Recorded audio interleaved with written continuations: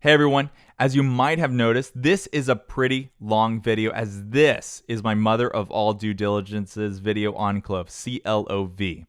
This video is in partnership with a fellow Redditor, Living It. They wrote a great due diligence on Clov and wanted me to incorporate it into this video. They also have a Medium page on top of the Reddit post, so please check out both of those in the description below. As a disclaimer, keep in mind that we both own shares of Clover Health. Also, I just want to reiterate that I am not a financial advisor, so please use your own judgment and do your own due diligence on anything I talk about today. Lastly, almost everything I talk about will be referenced down below. So I split this video up into 4 sections. They are: what is Clover Health? How is Clover Health's outlook as a business? What is a good valuation for Clover Health? And finally, 7 quick reasons why I like this stock. So first, what is Clover Health? Clover Health is a Medicare Advantage insurer. So real quick, what does that mean? What is Medicare and what is the difference between original Medicare and Medicare Advantage? Well, Medicare is the federal health insurance program for people who are 65 and older, younger people with disabilities, and people that need dialysis. Original Medicare covers hospital insurance, which has no premium, and medical insurance, which has a premium, and you can also add on prescription drugs. Whereas Medicare Advantage, which is what Clover Health is mainly focused on, gives bundled plans that include hospital insurance, medical insurance, and also often prescription drugs. But a key differentiation is that the Medicare Advantage offers extra benefits such as vision, hearing, dental, and more. So that's my quick kind of like overview on Medicare in general. So again, first I mentioned that Clover Health is a Medicare Advantage insurer, MA for short. So second, Clover Health is also doing direct contracting, DC for short, the original Medicare as well. This is done with their Clover Home Care program and is in partnership with Spirit Health and Upward Health, as announced about 2 weeks ago on June 9th, 2021. Then third, Clover Health has something called Clover Assistant. The Clover Assistant is a web application and a physician uses it every visit that they have with one of their members. It's tuned to show physicians clinically useful, personalized, relevant information that helps give them better care during that visit. So not only are they the insurer, but they also have software for physicians to use to see if the patient called into telehealth service, to know if they just visited the emergency room, and to provide relevant information to the primary care physician to help make decisions that will help keep patients healthy. This makes sense because as an insurer, it costs a lot for patients to visit hospitals. At the end of the day, Clover Assistant is a combination of machine learning and expert system so that it has the ability to make suggestions that will keep patients healthy and away from the ER and hospitals in general that will save a bunch of money. As I mentioned before in one of my previous videos, this is a medical company for the 21st century. You want your physician to know all the important medical aspects of your life, and Clover Assistant pulls it all together. So those are the key parts of Clover Health. They are primarily a Medicare Advantage insurer. They do direct contracting for original Medicare, and they also have software called Clover Assistant, which help keep your medical information in one place, and it also makes suggestions to your primary care physician. Section 2. How is Clover Health's outlook as a business? We're going to check out their investor presentation real quick to get a few pointers across. Looking at their investor presentation, there are a few things that I wanted to point out, and you'll see that behind me on the slides. The first is going to be slide 2, where we can see that shareholder return of healthcare companies is much higher than technology companies such as Google and Facebook, as well as the S&P 500 over the last couple of years. That is really good for us to hear as investors. It means that it has long-term potential. On top of this, on slide 5, they mentioned that they are growing 3 times faster than the industry. That's amazing. You really want to be growing much faster than everyone else. On slide 23, they show that Clover Health has less hospital admits per 1,000 than the benchmark. It's 22% fewer hospital visits and 23% fewer ER visits. That's really good to hear because it means that the assistant is working to help outpatients get diagnosed correctly and avoid hospital visits down the road. Then looking at slide 49, we can see that they have 200,000 direct contracting lives already under contract for 2021, and then they project to have 450,000 lives under contract by 2023. That projection again shows amazing growth for the company.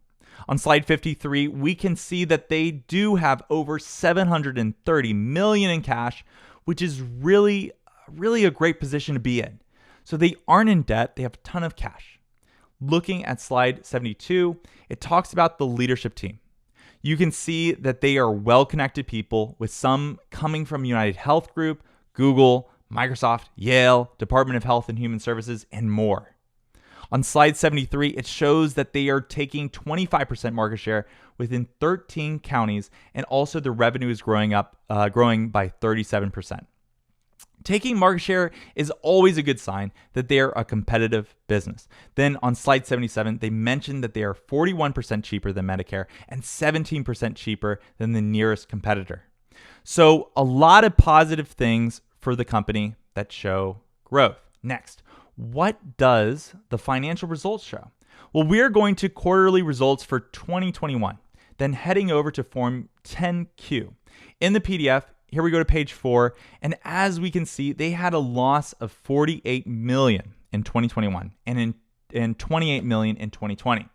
So the business is not currently cash flow positive, but as mentioned before, they have a ton of cash on hand and aren't in debt. So let's say they continue this trend for a while. That would mean that they would have a couple of years to turn around their cash flow.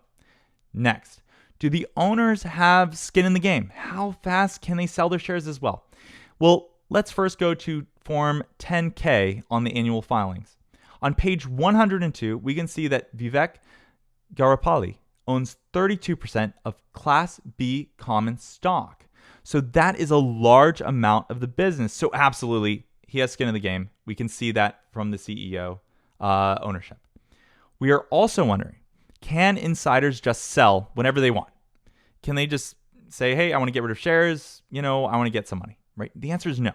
The stock price needs to be above $30 for 90 consecutive days for the insiders to sell their stock. So that is some good news, as there is an expectation of good growth from the insiders.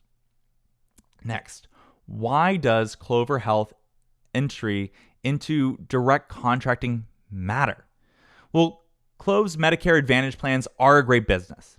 It's a recurring revenue business model with high growth rates.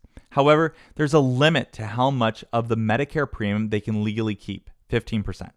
In direct contracting, there's no limit to how much you can keep. It's 100% shared savings, so the more cost you save, the more money you make. By partnering with providers, they can reduce the overall cost and keep more of direct contracting entity premium. And by delivering home care services, they can directly improve outcomes for the most complex and costly patients. Now we're going to move to section 3. What is a good valuation for Clover Health? When we look at Clov, we do see that even though Russell didn't work out, they were still added to the MSCI index in May. And they also have a high short interest as well. At the same time, though, their valuation points to a higher share price than it currently presents. Reddit user Livinit, who works in the Medicare industry, breaks this down, and I'm going to go over those numbers with you right now. Let's go. First, he compares Clov to 3 other companies: ALHC, which is Alignment Healthcare, AGL, which is Agilon Health, and OSH, which is Oak Street Health. All 4 of these companies went public this last year and are direct contracting entities competing for lives under management, aka patients, members, beneficiaries. In April 2021, the Center for Medicare and Medicaid Services launched the direct contracting program, and Clov, AGL, and OSH were among the first 53 organizations approved. The goal for the direct contracting program was so that Medicare Advantage companies could help manage 46 million Medicare beneficiaries in order to transition them away from fee-for-service healthcare. That is a big deal. So the gist is that all of these companies are similar, and the amount of money managed per life should be in a much tighter window because the gross margin for managing a Medicare life, Medicare Advantage, or direct contracting will always end up in a very tight window, 5 to 10% of revenue, no matter what model you deploy.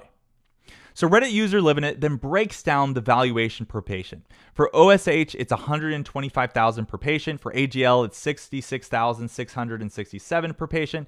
For ALHC, it's $51,834 per patient. And for Clove, it's $22,800 per patient.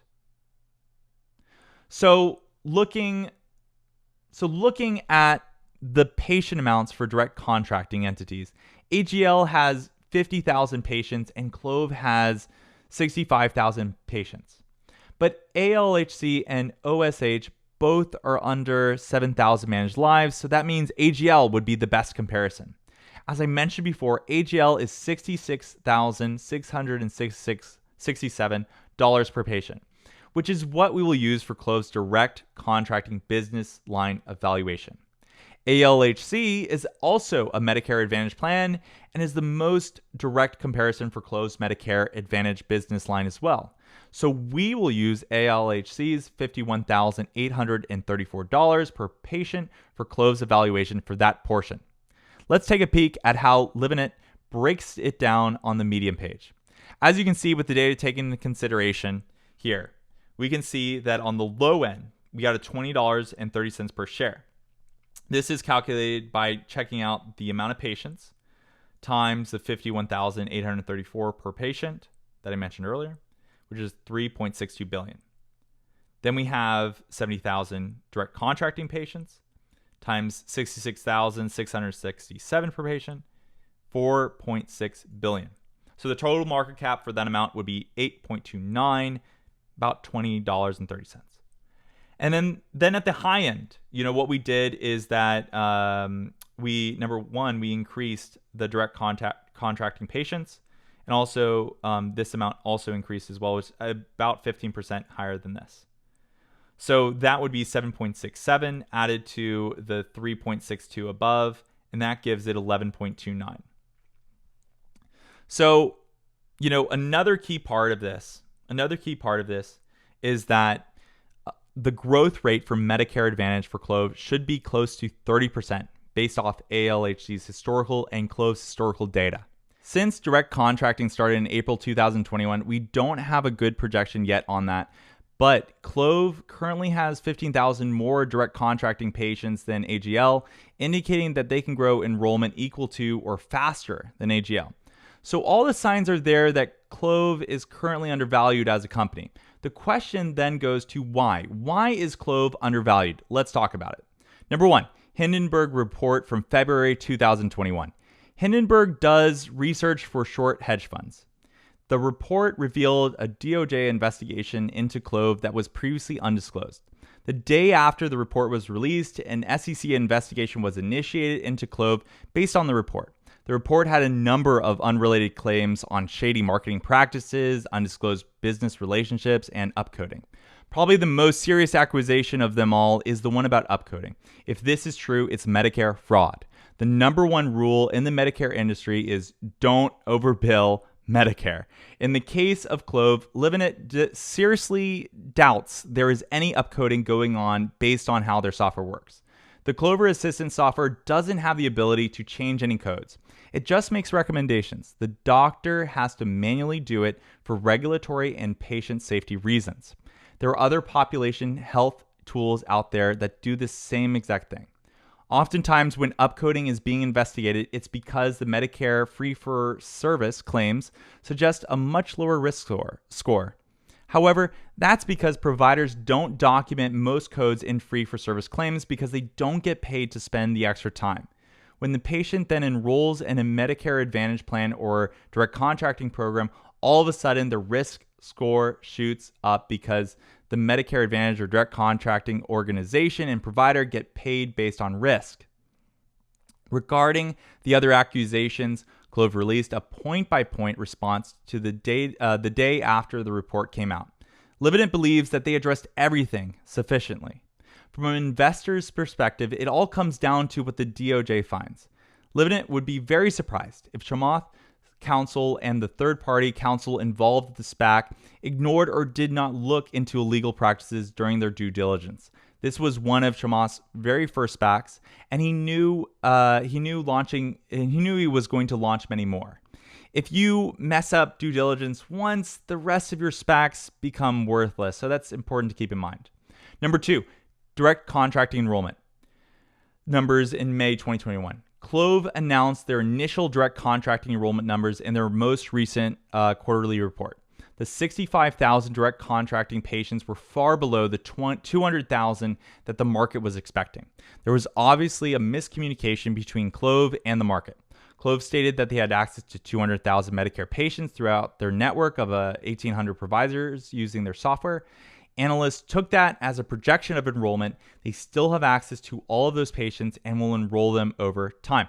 Livenant's guess is that they were able to do claim-based alignments for much of the initial 65,000 direct contracted patients, which is automatic. Now that they have to market this program to the other 135,000 direct contracting patients to get them enrolled via voluntary alignment.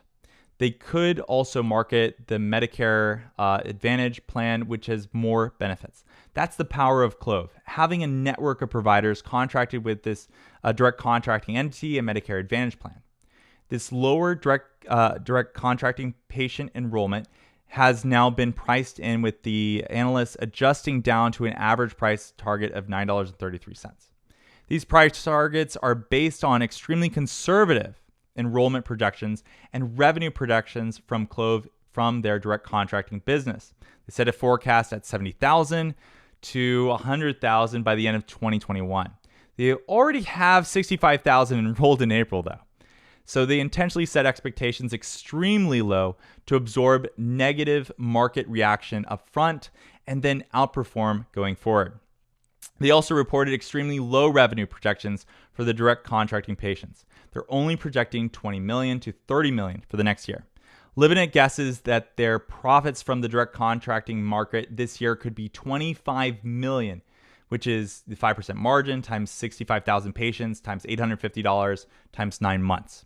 Revenue should be similar to Medicare Advantage at $850 per patient per month. That's less than $55 million in Medicare payments per month for 65,000 direct contracting patients. They did state that GAAP revenue estimates for direct contracting are dependent on the finalization of accounting treatment, which we expect will be completed by the end of the second quarter of 2021. Number 3, differentiation. Clov does have a virtuous cycle built into its business. It's all based on their relationship with their provider network. When they contract with a healthcare provider, they give them access to Clover Assistant for free. Clover Assistant is a software platform that analyzes electronic health record and claims data to provide decision support back to the provider at the point of care. The Clover Assistant platform is a population health tool. There are competing software solutions in the market. The difference here is that the provider has to pay for access to those tools. Clov pays for the provider to use the Clover Assistant platform, and they pay about $200 or $200 per visit, which is much higher than the average $121.45 that other Medicare Advantage plans pay. The reason that Clov pays the provider to use it is because it improves the top and bottom line for Clov. Clover Assistant helps providers make better treatment decisions and document risk scores more accurately, which result in higher Medicare payments to Clov and the provider. Higher Medicare payments directly increase the top-line revenue. Better treatment decisions lead to lower costs, which allow Clov, Medicare Advantage plan, or direct contracting entity to keep more Medicare dollars. Happy providers are key to increasing the number of lives managed long-term. Providers are directly involved in the alignment process for direct contracting enrollment, and their opinion is highly respected when making a recommendation around which Medicare Advantage plan a patient should choose. As Clov grows, its provider network will increase. Enrollment for both Medicare Advantage or direct contracting will also lead to more Clover Assistant software users. More software users usually lead to better experiences and insights, which could reinforce itself and bring more providers on board. So those are the key reasons why it's currently undervalued. We're now moving into the fun part of this video. Section 4, 7 quick reasons why I still like this stock. I wanted to include this section because I wanted to talk about things that I mentioned in previous videos and wanted to include them here as well. So let's get started. Number 1, the potential for Medicare to decrease to below the age of 65. If the president's healthcare proposal works out, this would be a positive catalyst for this stock as it would instantly create millions of new beneficiaries. Number 2, going hand in hand with age decreases for Medicare, we also have a Democrat-connected family member, Chelsea Clinton, as a member of Clover's board of directors. No matter what side you are on politically, you must admit a connection like that is a pretty advantageous one with the current administration. Number 3, Ortex says that there is a 100% utilization rate. 100% means that all shares available to borrow or lend at a lending program have in fact been lent. That's insane. Number 4, Ortex also says that the short interest percentage of free float is sitting at 48.48%. That is incredibly high and a great short squeeze potential indicator. Number 5, because of the lockup period and because the company is doing really well, in my opinion, there will not be any share dilution compared to other meme stocks. Number 6, this stock has a very high institutional ownership, including Green Oaks Capital, which has a 36.9% of Class B common stock. Keep in mind, Green Oaks Capital believes a small handful of high-quality technology companies to find each generation. Their mission is to identify those companies early in their life cycle and partner with them for decades. Green Oaks, mind you, has 96 million of the 551 million shares of Clov, so you know that they have high hopes for this company. And lastly, number 7, Clover Health's investors include Google and partners include Walmart and Walgreens, so great partners out there. Overall, I'm still very, very bullish on this company, and I do believe that it is fundamentally a good company and still has that potential for a gamma and a short squeeze as well. Again, I want to thank Livenet for their partnership on this video. Check out their Medium and Reddit posts in the description below with even more due diligence information on Clove. Also, check out my other 14 videos on Clove by binge watching the Clove playlist in the description below. And if you like this content and want me to continue following Clove this closely, hit the like button, subscribe, and have a lucky trading day. You lucky people. Take care. Bye-bye.